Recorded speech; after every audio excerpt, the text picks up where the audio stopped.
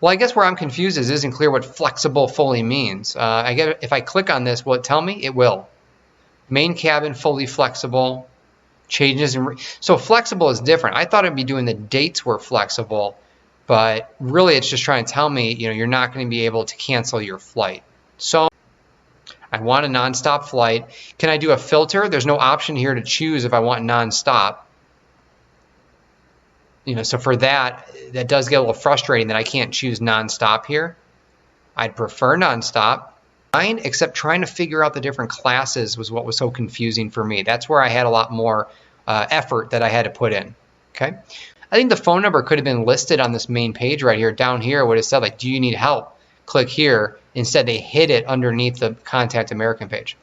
I think I like the graphic at the upper section here of this page better. So after that, my actual initial instinct is to scroll so I don't have to look at it. I don't see anywhere that I can close it out, which is kind of annoying.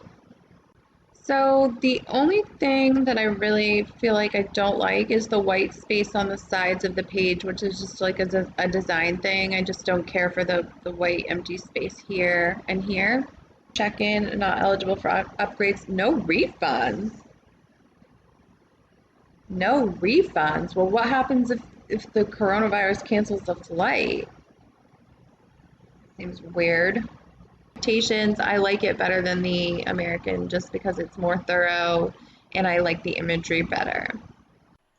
Seems like there should be a way to get rid of this, to exit out of it. Like, I guess it's not a notification though, but it's kind of annoying that that's there all the time. This part, I would think that this, the booking search bar would be more up here, but oh, I have to download an app just to chat. That's kind of annoying. It would be nice if there was a direct way to be able to chat with American Airlines on the website. Usually sites have like a chat window down here where you can click on and get connected with somebody. Because if I'm on my laptop right now, I don't want to have to go to my phone and download an app just to chat. Maybe like, what did you think about the process of booking a flight? Honestly, it's kind of confusing. It's got all these notifications. I feel really bombarded with information. But card, I like this site a lot better. So when I went to United, it was just like white background, not many tabs. It didn't look like a very important site, I guess, because it didn't have all these notifications and tabs up here. And you had to scroll down just to get to this. So it's like, what kind of site is this?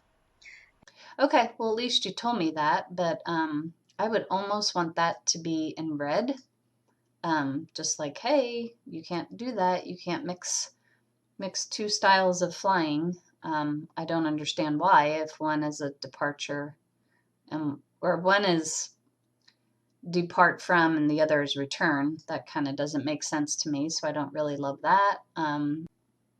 What did you think about the information displayed in special assistance? I thought there was a lot of information. I don't know why it's so split out. Are there like specialists in different areas or something?